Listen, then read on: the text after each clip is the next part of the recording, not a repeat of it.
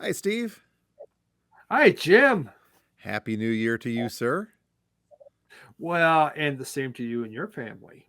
So, New Year's resolutions, the personal ones aside, let's talk about our vinyl resolutions. New year, new us. Of course, yes. We'll see if we Let's make go. it to the end of the episode. With that, seeing how many resolutions we give and how many we break within 1 hour. There we go.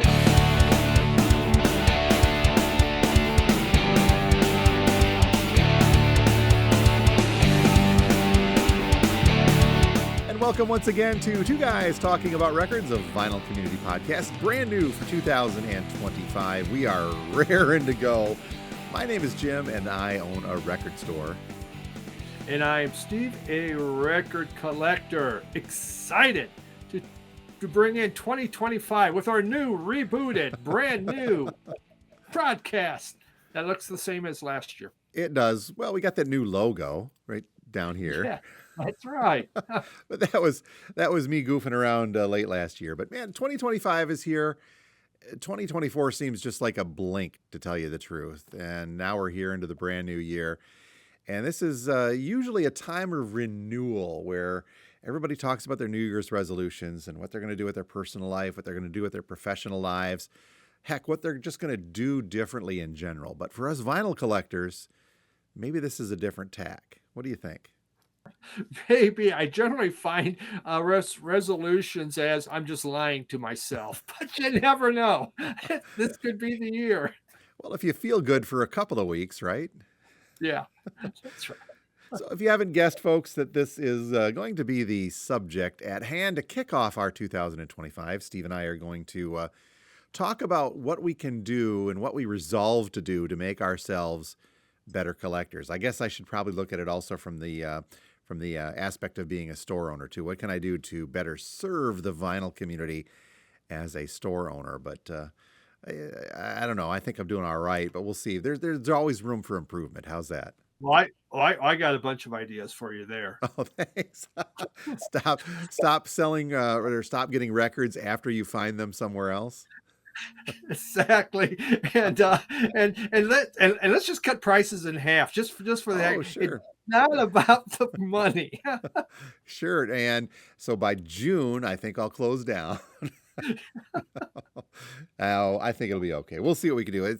We should actually look at some resolutions then in that respect that we would like to see the record labels do. Maybe that would be one of the label Yeah, resolutions. What do you think? there we go. Okay. Yeah. So all of that upcoming here in today's episode, but first, as we do each and every week, and I don't see a reason to change that in 2025, why don't we start off with our recent acquisitions, pickups, additions to the collections?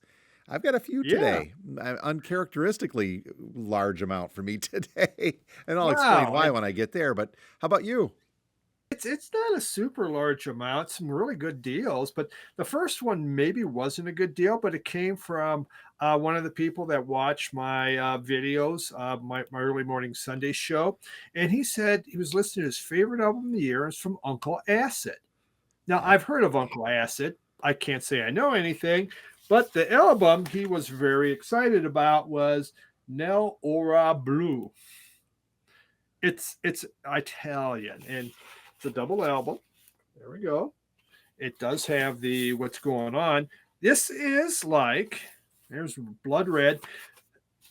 It is like an Italian opera, shall we say. It deals with intrigue and death. It deals with a corrupt person that's taking a town, closing the businesses, and taking all the money. And someone finally fed up. So, what are we going to do? And talking to someone else, and they get his psychotic brother to go out and let's murder this person. So they set up this politician. They set him up in a bar and they said, someone's trying to bribe you. And they're, you know what? Come over to this phone booth. And so the guy drives out to this phone booth. He goes in and the phone rings. Someone begins to quote scripture to him from the Bible.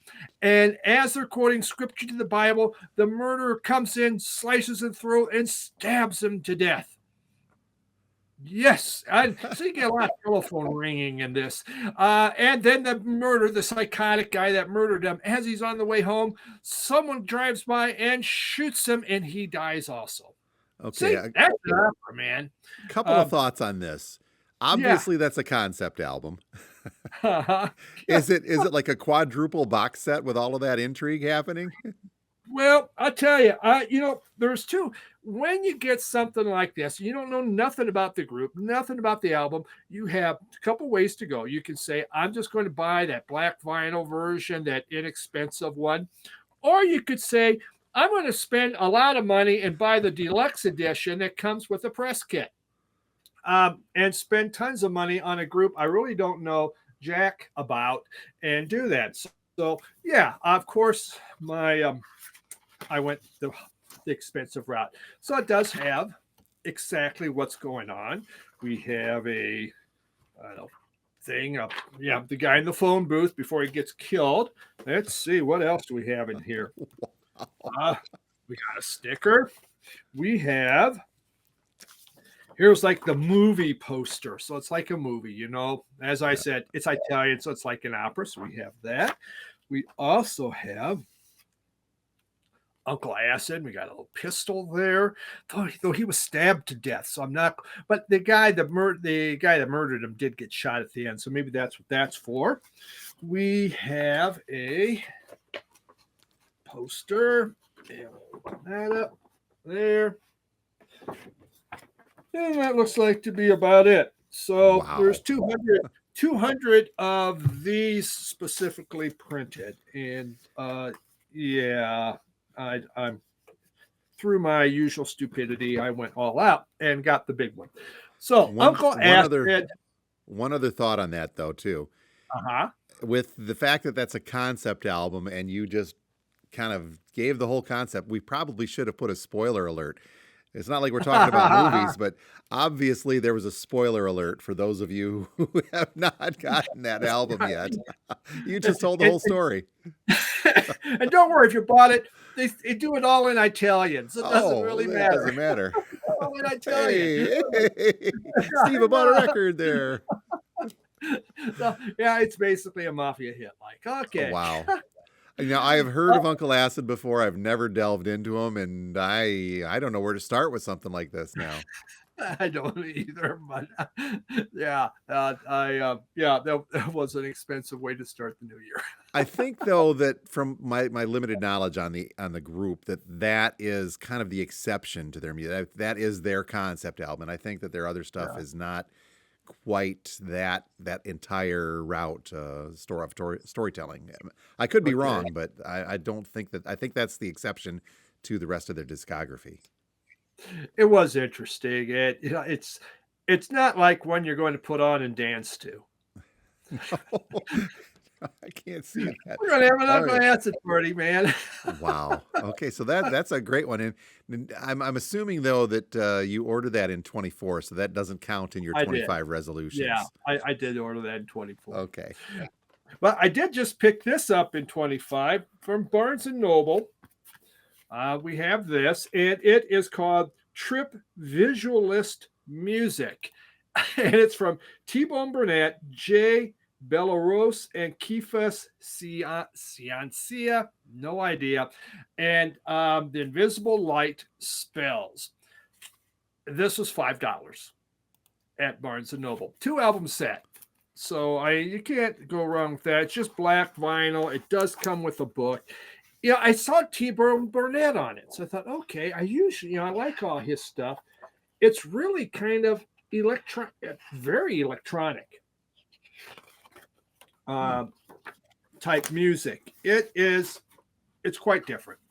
This is you texted me about that as well, saying Barnes and Noble, and this is the time of year when the big box stores that like to think they're record stores do a little bit of their clearance as well to try to get rid of some stuff. Yeah. So yeah, and they'd started before Christmas, and I bought some, and now after Christmas, I went to another one yesterday. They had nothing left. No, there's 3 albums that were like total crap in my book, so no go. very, very quickly, I'm gonna derail the subject matter for just a second here and see Yeah. if I still have this. I think I sent this to you. The other day, when we're talking about big box stores, um, Uh-huh. going to going to with vinyl. The other day, I apologize for those of you that are watching. I don't have this loaded onto the computer, so I'm just going to hold my phone up here. I stopped at Tractor Supply for some dog food and some other stuff. And as I sent this to Steve, as I was checking out, lo and behold, they had vinyl albums, record albums at their checkout at Tractor Supply. You can kind of see those there with me holding the phone up. They only had 6, and there were only 5 in stock. I mean, 6 titles total, and they were all country music. Chris Stapleton, Morgan Wallen, Leanne Rhymes is on there, and the F1 Trillion by Post Malone, which is a country album. The thing with that is it's kind of the opposite of your Barnes and Noble sale. I asked the guy there, so you guys have records? And he goes, yeah, but we don't have very many. And he admitted too that they don't sell very well. And then he said, you could probably, there's other places in town that you could find a better selection of albums. And I pointed to my Radio Wasteland hat that I happen to be wearing. And I said, yeah, I know. I'm one of them. And I said, the reason, I told him too, I said, the reason those aren't selling is you've got them, they were priced all at around $45 to $50 for those albums. Yeah. And, even in here, the top Chris Stapleton one's like 35, 38. And he goes, yep, they don't know anything. They just put them there. They do what they're told, and they put them in a Tractor Supply. So there you go. Yeah.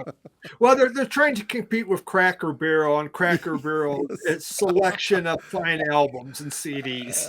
It's been a couple years, but I have seen them at Aldi as well. And when you go in to buy groceries, everybody was hopping. There's someone in a boardroom of finals hot. We have to get it in, but we know nothing about it. It doesn't matter. Just get it. So I'd like to think that we're off subject completely. I apologize, everybody. Steve's trip to Barnes and Noble. Now, Barnes and Noble has had music. They've always had. They kind of they hit their peak a couple years ago, but I hear that their vinyl selection is minimal these days. But it's cut way down. So Tractor Supply was surprising. Yeah. The pricing on some of the albums of Barnes & Noble was lower. It wasn't as bad. They had a number of albums 20% off now, but not enough to entice me. But I bought this one. This is from My Morning Jacket. It's called We. This came out in 2022. Yep. It wasn't one that I said, oh, my God, I have to have. But for $5, okay, I'll buy that. And they give you a sticker, too. And probably more proggy kind of music, I guess. I have to dig into it more. So, but yeah, $5 for that. And the final one. Now, this was pretty good. I bought a Beatles box set. Okay, and that was a sale item too, right? 75% off. Wow. Yeah, just a little over $50. You get the book, you get the 3 albums in here. It's my favorite Beatles album. It isn't like I put on I don't know if I played a Beatles album last year. I probably did not. But if I'm going to play a Beatles album, I would pick this. Now, it has demos, it has other kind of things, the kind of stuff that, whatever. I would not pay full price for this. I'm not sure I'd pay half price for this. But I will pay 75% off for this. So yeah, I'm trying to remember when that Revolver box set came out. It was upwards of probably about that bigger one was probably close to $150, $190. Yeah, Tour 200, Barnes and Noble 236. Oh my. Yeah. So it's hefty, it's big, really nice book in there. Yeah. So, Revolver's a good album. All that, and okay, I'll do it. Yeah, super cheap. So that's mine. Look at that. I've already saved money on purchases and bought things I don't need. There we go. So that was a 25 purchase. So yes, we're doing our resolutions now, so maybe we're okay.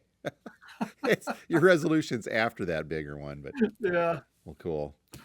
Now, I had a busy one. I had no new vinyl, no bargain vinyl on mine. Mine are all previously owned and some very good vintage stuff that's come through.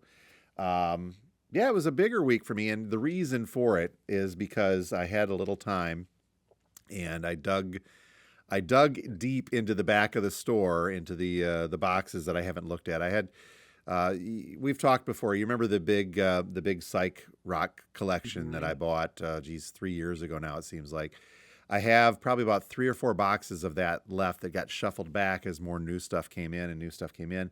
And don't get me wrong, there's no huge surprises in there. I'd gone through the boxes before when I stashed them back there. Some of these are not in the best shape. The covers are a little chewed up here and there, but there was still some good stuff. That's still back Yeah. behind me. The Pete Brown one. But there's some good stuff, and so I started going through that, and I realized that there were some things that I'd set aside for my collection when I got to those boxes, and so now I have got a couple of cool upgrades, if you will. First one is the Jackson Browne For Everyman. I'm not a huge Jackson Browne fan, but I turns out that I've got a lot of his stuff because it's so affordable. It's good listening when you throw it on here. And this one it's a decent one to begin with. It's from 1973.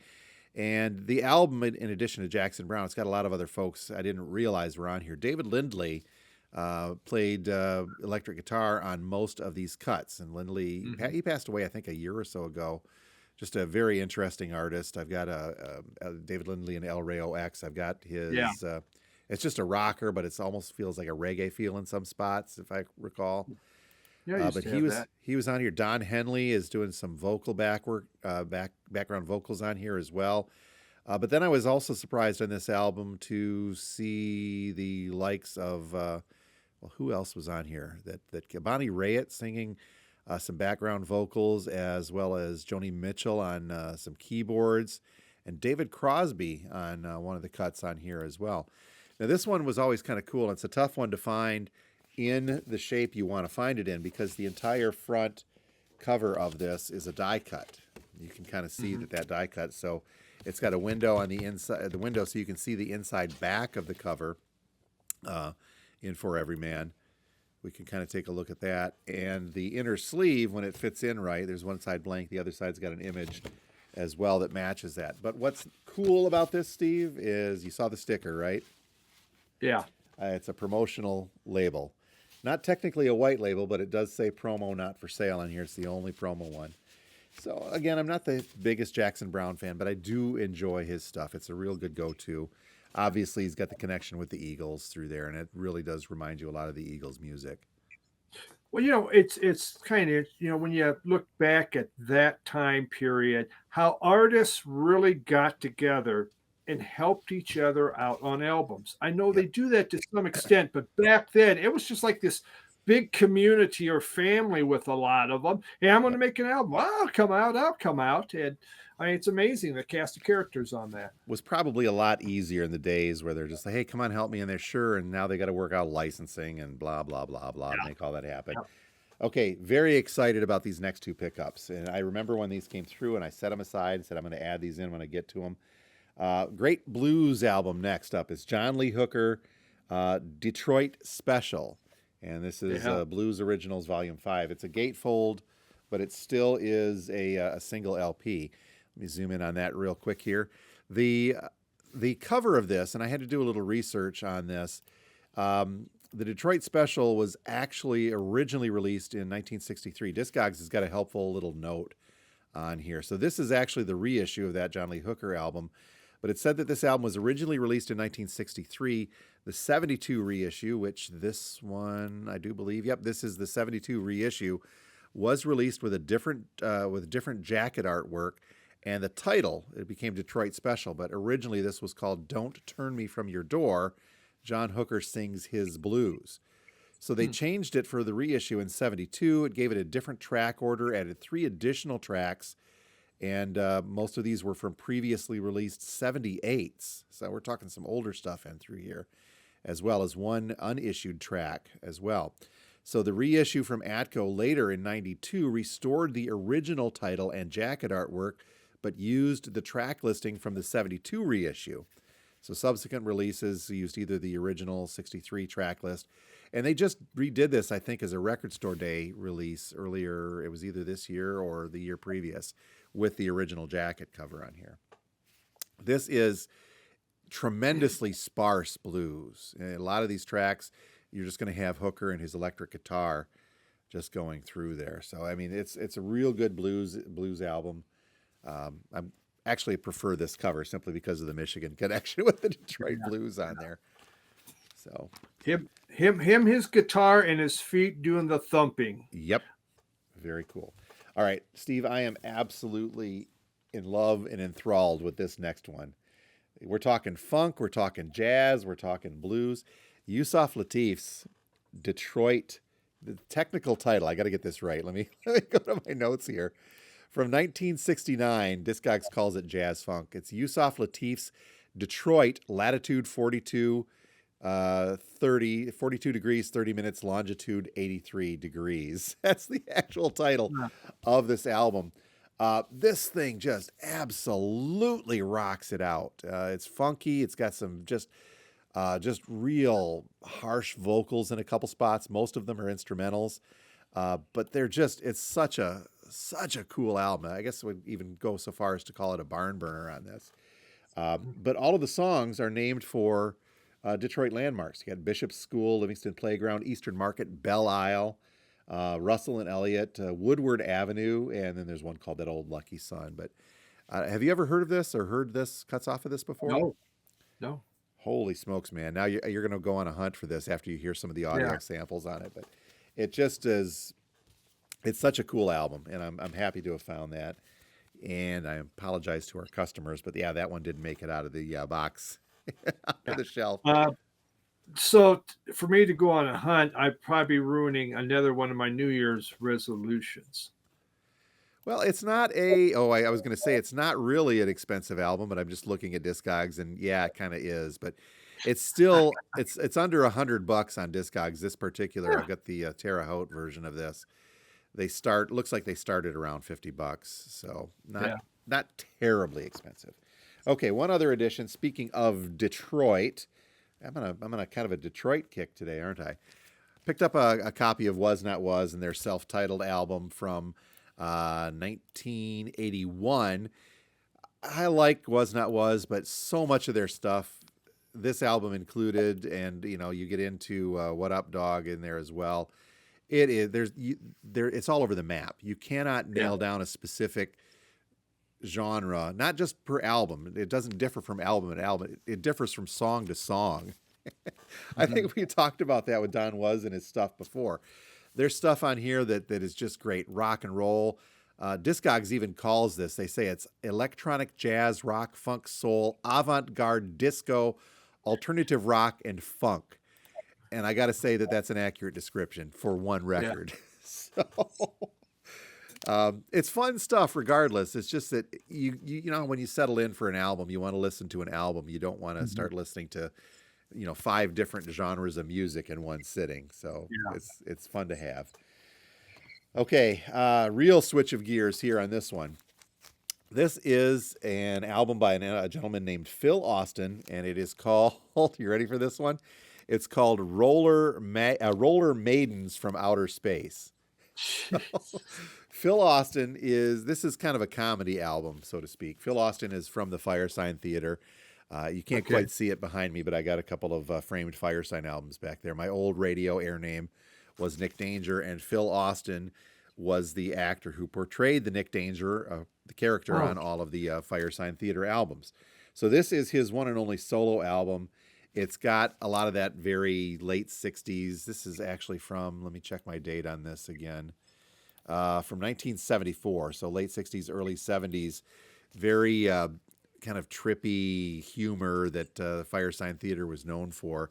It's not your typical comedy album in the fact that it's not really sketch or skit comedy that you would have gotten from the likes of like a Monty Python album or something like that. This gets more just almost like a radio play. In fact, the Nick Danger series of stuff came adapted from those old 40s radio serials, and they kind of turned it into that 60s, 70s counterculture, that type of humor infused into that style of radio drama comedy, so to speak.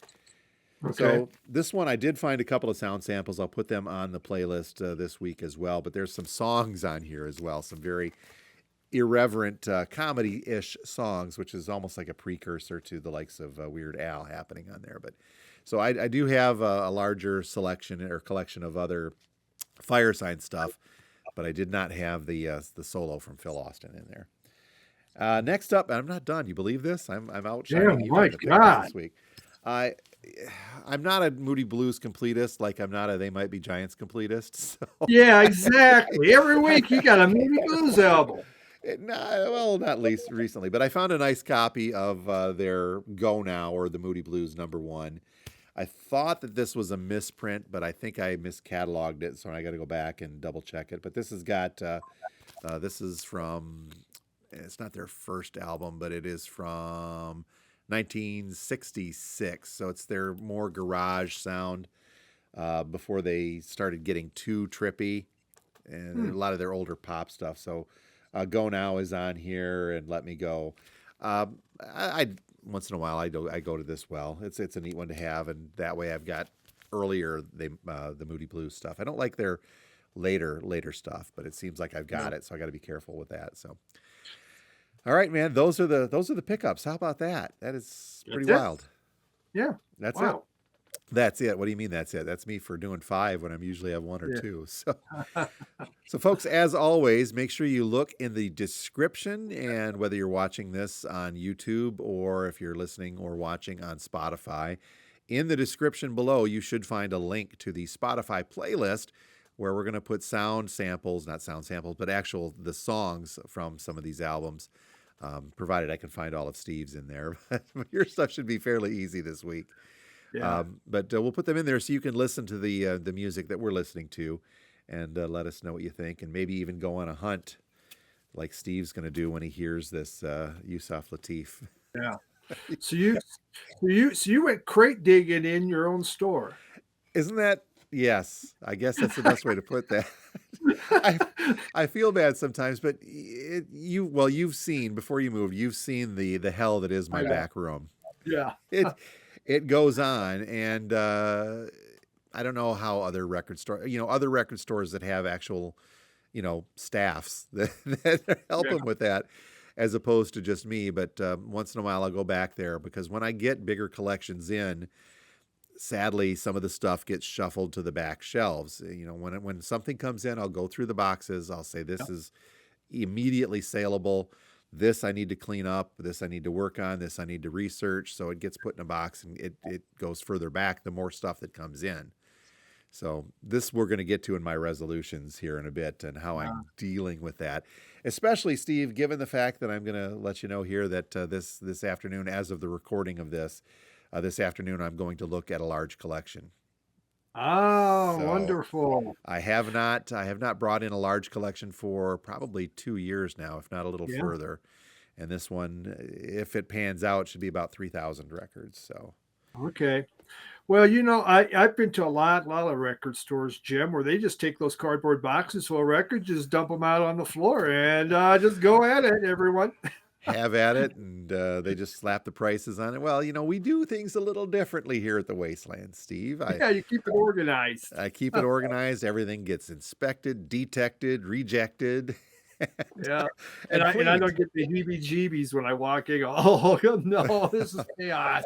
So for the folks that, and I've had a lot of people say, well, let me go digging back there. I'm like, no, I don't think so. It's rough, because I know where everything is, so to speak. But then once in a while, and I've told you this before, once in a while I'll find a crate, and I'm like, where did this crate come from? And I label everything, so I know where it comes from. But this one I found, it's like, what is this crate? And then I look in there, and there's some, triple digit psych. I'm like, whoops. I guess I'll put that out. Yeah. So one of the things, Steve, though, that I'm doing as a record store owner is to resolve that this year in 2025, I'm going to be more diligent about going through that back room. That is, until I add, if I add 3,000 more this week. Yeah.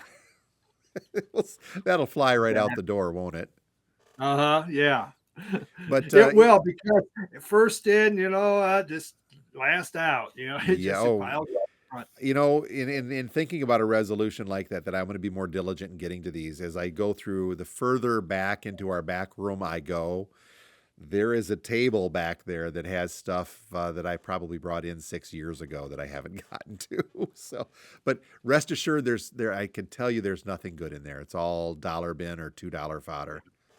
So, but Okay. especially country. So I'll get to that this year. But resolutions, we all make them, whether we purposely or consciously say, I'm going to resolve this year, 2025. I'm going to eat better. I'm going to exercise.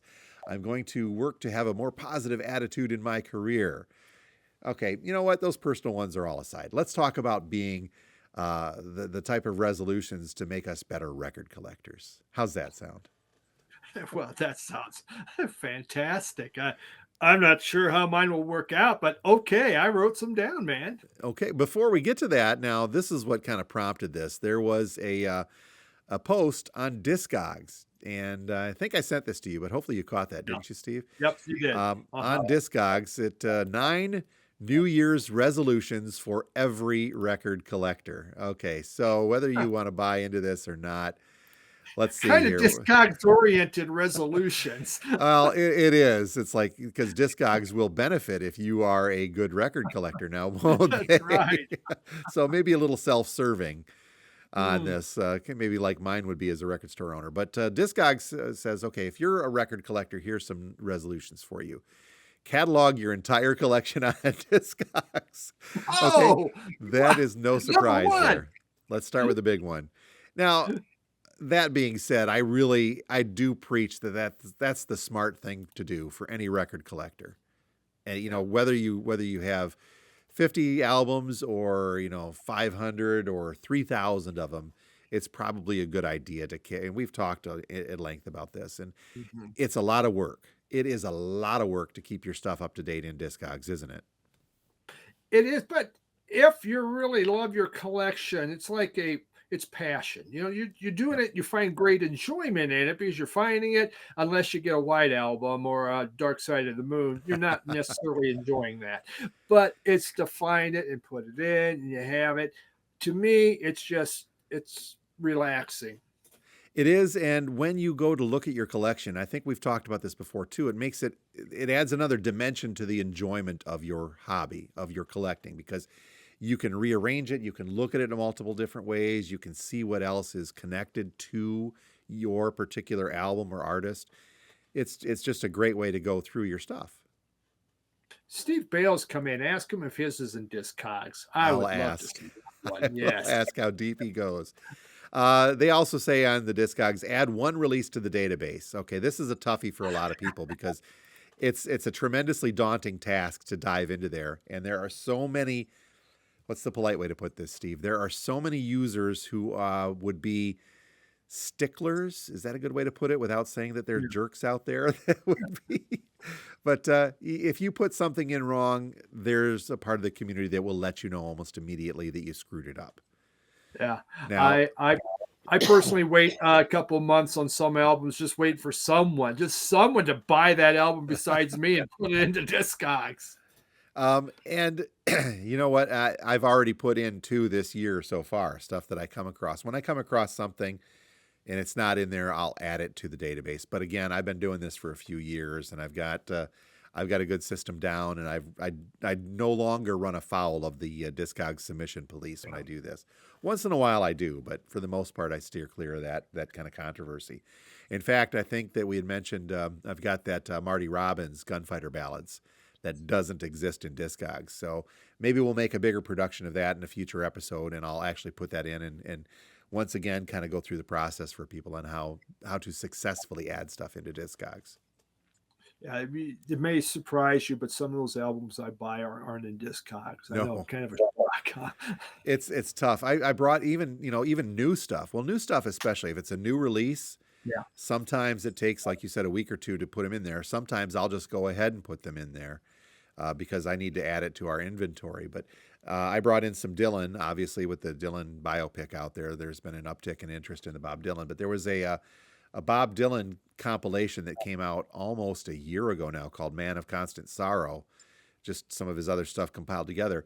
It's not in Discogs, and it's been over a year. So I got to figure out why that is and try to track that down, and I'll put that in eventually, but we'll see where it goes.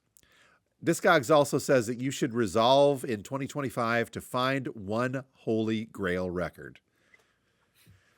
On Discogs. On Discogs, of course, unless you run across it at a record store or a record show even. So, or behind Jim's wall. Yes, you can find them there too. This one here is interesting. Sell records that you haven't listened to in a while, and then use that money to buy new records. Yes. That's an old problem for collectors. There's stuff that we all have that we don't go to often, or sometimes even at all. Yet the psychology of collecting, as we talked with Dr. Dave last year about, makes it like, do we want to keep this? Why do we keep this if we're not listening to it? Well, because I want it in my collection. But maybe you should trim the fat a little bit, is what they're saying here. It is on mine. I do plan to do a purge. Just, you have to take the time to kind of go through and really decide, do I want this? Do I not? And of course, then you're all, the big worry is, so I got rid of it. Boy, I wish I had that right now. We only want things once we get rid of things. Yep. Then we want it back. Otherwise, we could care less. It could be there forever, So this last one is, use the Shake Your Discogs randomizer tool to listen to records in your collection that you've forgotten about. Now, that's a hell of a resolution. Let me try this. Oh, shoot, I'm on a laptop. It doesn't work. So that only works, folks, if you've got the Discogs mobile app. And literally, if you take your phone or your tablet, phone especially, and you shake it like this on Discogs in your collection page, it'll come up with something random from your collection. If you've not tried that, it's kind of a cool thing, but I don't use the mobile app. I use the desktop or the laptop version, the web version, if you will, of Discogs 99% of the time. And I will only use the mobile app when I'm out and about and I need to check the value of something. Yeah, same with me. And I mean, I don't need Discogs telling me what to listen to, dang it. Not at all. Okay, Steve, so what about us? What about the two of us as collectors? What is on your New Year's resolution list to make yourself a better collector, better record collector, better member of the vinyl community? Yes, I think the very first one for me actually was more focused buying. I am, as per the movie Up, if you've seen Up, squirrel. I was like, oh, squirrel. You just like, oh, look at that, oh, look at this. And I lack focus at times. Now, I was watching a video from Dom, his channel Seeking a Thread, and last year he listed out about 50 albums he really would want. And through the year, he was trying to collect these. Was he successful of them? No. But he even sold parts of his collection to get money to buy some of these, the items that he really wanted. And I thought that's really good. I remember last year I said, I wrote to him about that. And he says, man, that's great. I don't have that. I enjoy OGs. That brings me great happiness when I get an OG over something else. I just don't know what I really want, Jim. I mean, if I had to make a list of grails for you right now, I would just kind of be blank. Really? Wow. Yeah. I have some of the most sought, albums I really like. Yeah, I do have a few I'll show later here, but it's that punk collection took care of a lot of what I would call my holiest of grails. And, I just got the Dead Kennedys one just did recently, which was one. Too often I walk into a shop and I just look at the wall, as you know, and I'll look behind you, and I'll go, I'll take that, or I want that. But that's just jumping at things instead of maybe sitting back. But it's the fear of, if I don't buy it, someone else will. Yep. And that happens. It's that psychology. Yeah. If it's in your hand, should I put it down? Want to get it. Yep. And I've seen that happen. Or you leave it and you walk, and for the next month, 2-3 months, all you think about is that album. I mean, it's I let it go, and it's not there anymore. These immortal souls. Yeah. Yeah. It only took 2 years. Yes. And it was still here, but yes, I get that. So you want to focus more and not be that, something shiny is over there. Because if you remember the record show that you went to in Denver, that worked against you. Your initial reaction, your impulse buy of that Cramps album in particular, right? And And the television, this yeah, one was on the wall, and they were saying it's an original press. Guess what? It's not. In the dead wax, it should have said Marquee Moon. It does not say Marquee Moon in the dead wax. Some vendor there was saying it's an original. There's no, like there's no barcode on the back or yep, anything. I didn't research as much. I saw that. I've wanted an OG of this. So immediately, sweat formed off my brow. And, I got, super giddy about the whole thing and listen to them. You buy it, you bring it back, and you find out, no, it's not, which makes you just pisses you off when yeah, you got the wool pulled over your eye by someone at a record show that says something. Maybe they didn't research. Maybe it was an honest mistake. yep. Maybe it wasn't. But yeah, that's where focus, understand what you're looking for.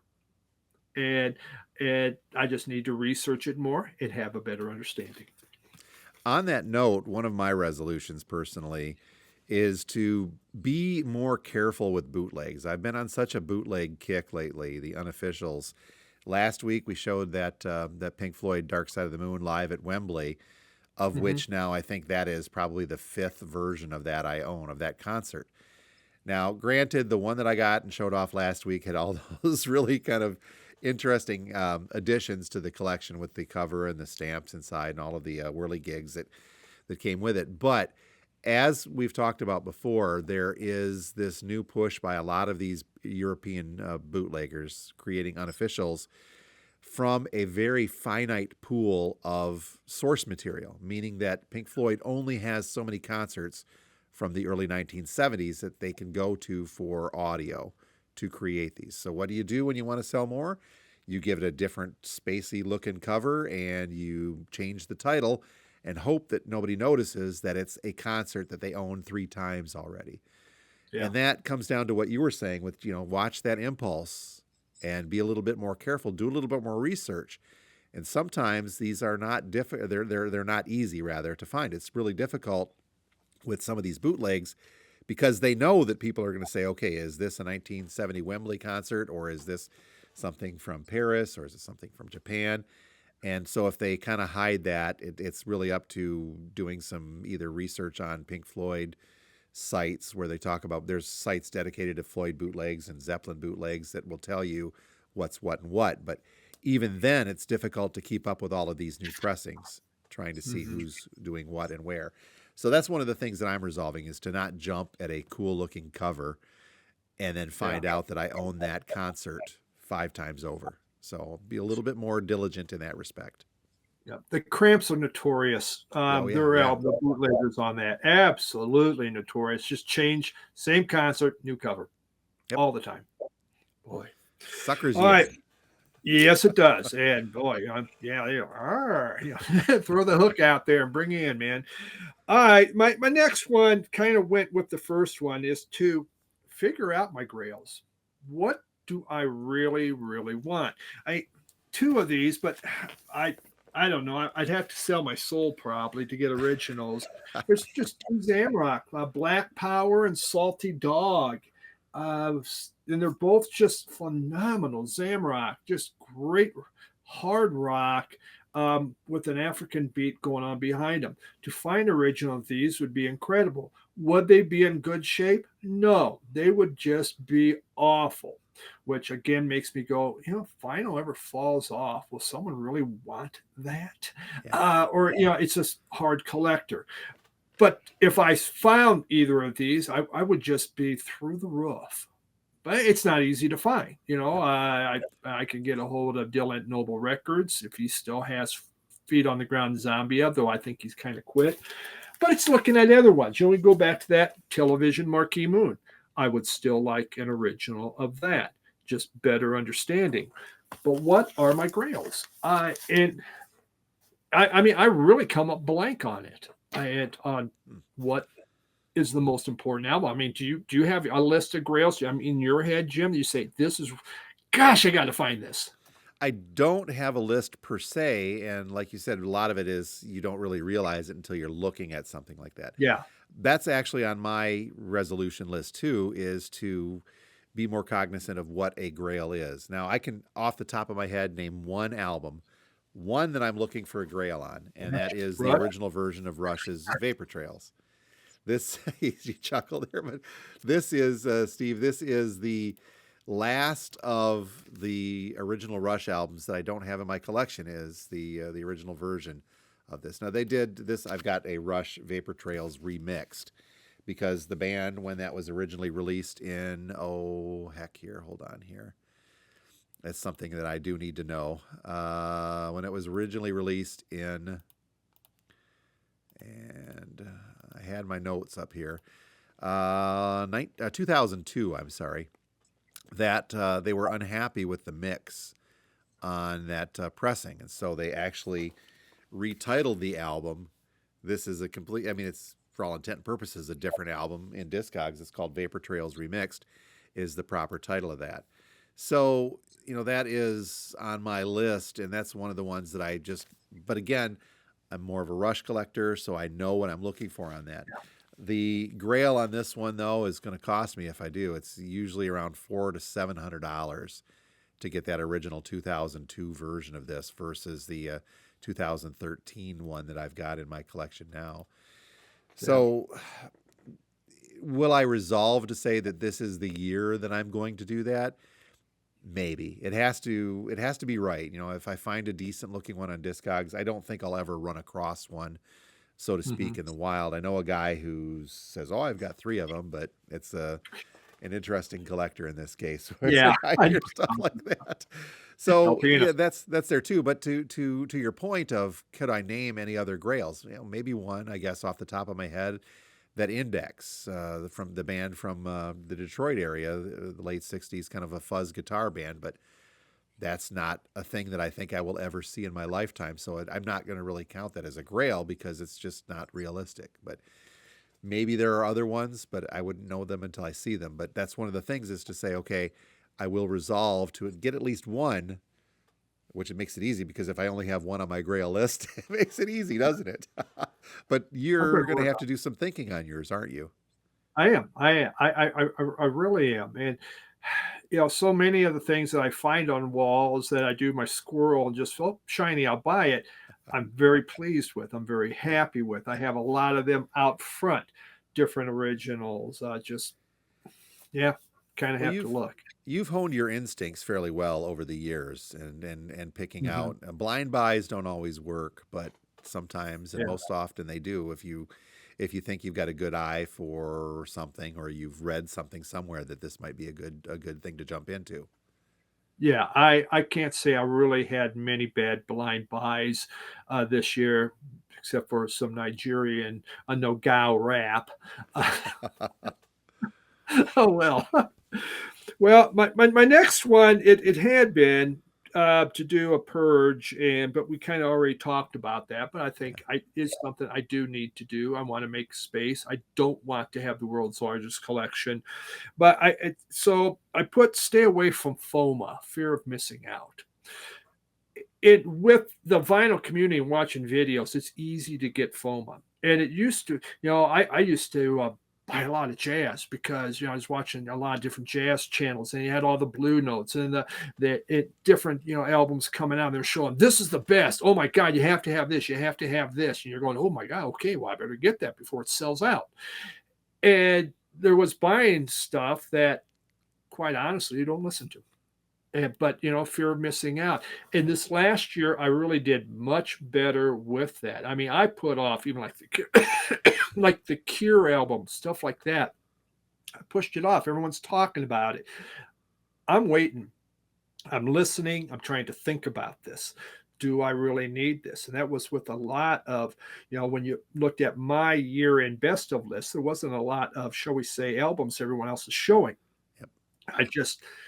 Everyone's saying they're great. And I go, are they as great? Will they bring me as much happiness? So really looking at FOMA and, staying, kind of tight with it. So I guess one of the other resolutions on my list for 25, Steve, would be to dig a little bit deeper into my personal collection. Being here at the store every day, I listen to a lot. I listen to a lot of records. I have a portion of my personal collection here that I use for in-store plays, and I don't play stuff that I don't have for sale. But Hmm. when I go home, it's kind of like that carpenter that doesn't fix his own house. It's Yeah. it's like I don't often listen to records at home because I'm doing it all day here. So one of my resolutions is to take a little bit more time and get more enjoyment out of the personal collection that I've got both here and at the store. And I can take stuff home, and I often do bring stuff from home to the store if I want to listen to it and take that back. But to actually sit in my living room and sit in my chair and listen to some music that I haven't gone to in a while, that's one of the things that I really want to try to do a little bit more of, because that's really the reason that we get into collecting, is to enjoy this. And I've got to try to say, I'm separating the store owner side of me from the collector side of me a little bit more for the me time, and Hmm. give myself a deeper dig into my collection. I'm not going to shake my Discogs when I could just go to the shelf and say, I haven't listened to that in a while. I think I would like to listen to this. And that's what I really want to try to do throughout 25. And I'm going to have some more time off from the store this year, so I'm going to give myself a little more time to do some stuff like that. That's excellent. Yeah, that's a very good one. I just had a few others here. One of them was meet more VC members. I'd love to get together more Cool. meetups with people. It doesn't even have to be record collecting just for me. I just get pure enjoyment sitting down talking with people. And there's more than even just music. We all have other things of interest, and I find that fascinating. I would love to do that. I hadn't taken a few more concerts. I went to one concert last year. Here I'm in Denver. There was Red Rocks. Oh, Of yeah. course, I already looked at Red Rocks. Sting's coming for 2 nights. Nope. James Taylor's coming for 2 nights. And nope. There was Jason Isabel and coming. That's the only one. The whole that I see so far that I'm interested in. Weird Al's coming, but I really don't need it. Um, I had don't spend as much on albums this year. Hold on, hold on. I'm sorry. Everyone? Okay, sorry, Steve. I didn't mean to do that. Oh, yeah, yeah. I put down stream more. Okay. Yeah, yeah, yeah. Well, you know what? Every year, that's the resolution. I'm not going to spend as much money on albums this year. And then at the end of the year, I go, how many What did did I I did I do? buy? And they're in Discogs. I can see it ahead of time, and Yep. oh lordy, I didn't mean to I laugh. That's a good resolution, but it also kind of believe me, I defeats the laugh too. purpose. you know, Defeats the I, I purpose of think I think collecting. the Yeah, I think the biggest temptation that I see coming, this year and going forward is the some of the greatest punk rock albums in the world are turning 40 years old, Yep. and they're going to make box sets. They just did the Saints I'm Stranded, a box set of that. Wow. That is just has me kind of, oh man, I would like to get that. And this is going to keep happening. And the Talking Heads have started up. I just Yep. box sets are popping now into my wheelhouse where I live. That's it's dangerous, man. But Well, especially if it follows up your just previous resolution of not spending more on records, because box sets cost a heck of a lot more. yeah, it does. It does. And they're not going to be cheaper. They're not. Well, why don't we make this at a little better price to get people to buy more? Oh no. not that's not happening. But it's some of these albums that would be exciting to have. And Yep. do I need a Beatles Revolver box set? No, but that's 75% off, so who cares? So you did good. You didn't spend as much on it, so you've already met that Yeah, resolution. yes, this whole week I did not spend. Well, okay, no, that Uncle Acid cost. Okay, but otherwise, not. Okay. So from the record store perspective, I don't know. I like the way I do things here. I'm a bit of a stickler, as you know, but I think I could do better in making sure that I get some of that stuff out of the back room and out. But we are a small store. I only have a limited amount of shelf space. I've got bigger storage in the back, but not as much out front. But it really depends. If I have a lot of space open, I can bring more stuff up. So people start buying stuff. Steve, will you help me out there? I seem to do well with that, but remember, I'm not buying as much this year, so I'm sorry, Jim. That's true. Okay, well, the idea though of pricing, we joked about that earlier. I still have a dollar bin, still have the whole room of dollar bin records. I had to, I kind of phased out $2 records because the cost of my poly sleeves went up and the cost of everything else went up. So pretty Yeah. much the base of records here is $3 and up, with a lot of $5 ones kind of kicking in there. So I don't have a lot of wiggle room with regards to the pricing. Now, the higher end used stuff, I still try to do Discogs median or a little below, because the Discogs median, as we talked about, is a little misrepresents because of all the fees Yeah. that people are adding money onto. So I try to come in a little bit lower on there. But when it comes to prices of new stuff, one of the things that I'm going to try to do better here at the store is to be a little bit more, um, what's the best word I'm looking here? A little bit more picky, if you will, about what I'm bringing in of that high dollar stuff, because I see the people aren't spending as much on that high dollar stuff. So we can we assume that the record labels are watching our podcast, Steve? All the biggies, they pay Oh, attention to us yeah. Oh, no doubt when about we it. I talk. mean, So one resolution that I'd love to hear you folks from the record labels put into play for 2025 is to really try to rein in that pricing for the new hots, the big sellers. I know you got to earn money. I know you got to do this, but when you price albums at $50 for a single LP simply because it's a hot artist, you're turning people off from buying that artist and turning them to the streamers only. But again, the labels make money from the streaming, so it's maybe a lost cause on there. But I would love for them to see, like Rhino does pretty good with that, with the start your ear off right stuff that comes in at $25 or maybe $40 for the audio files. That I think is a little more realistic. Would I like to see new records at the $20 mark again? Of course, because that would be better for our customers. But I don't see us going back to that. But at least I would hope that they could try to rein that in to keep them from being in that $50 range. yeah, I agree. When you have to spend, that much for a single album, that's nuts. I'd just like them to keep digging into 90s and Yep. reissuing some of this when there was no vinyl, and except in the UK, because it's very expensive to buy. Not to bring it back and go, well, it's $50, so there you go. But at a decent price. But the 90s is packed with great music that's not available on vinyl. On the backside of that, perhaps they would be able to do more of that if they would not put out a $30 reissue of stuff that I've got 20 copies of in the dollar bin. We don't Yeah. need to go back to tons of you name it, the Herb Alpert stuff.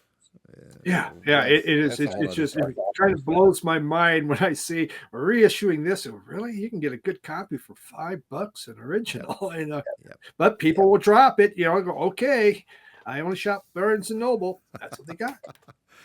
So, folks, very curious how you're planning to dive into 2025 with your vinyl collecting. Do you have resolutions? Are they kind of in line with what we're saying, just to be more responsible, be more attentive to what you're buying, maybe try to pick your purchases a little more carefully?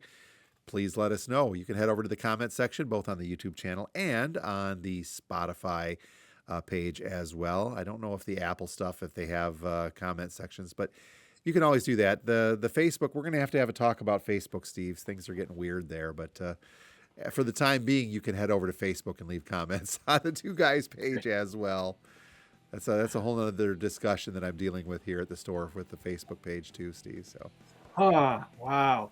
Yeah. And also let us know if you plan to spend less on vinyl. It helps yeah, Jim out to know that, but also, are you really going to?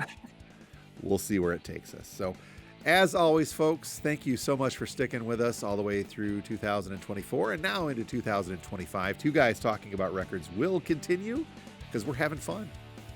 That's right. Lots of fun. Maybe in June, Steve, maybe there could be some sort of a special, I don't know, event where we could get back together again. Yeah, in the same yeah. room? What do you think? I think it might be. Actually, I still want to get a trip back to Midland too. So you never know. We could be behind the counter again sometime here. All right. Well, you folks have a great start to your year. Get out there and collect responsibly, but whatever you do, collect and keep spinning those records. So until next time, thank you all for listening. My name is Jim, and I own a record store. I am Steve, a record collector. Happy New Year, everyone. Thanks, Steve. Happy New Year. Bye.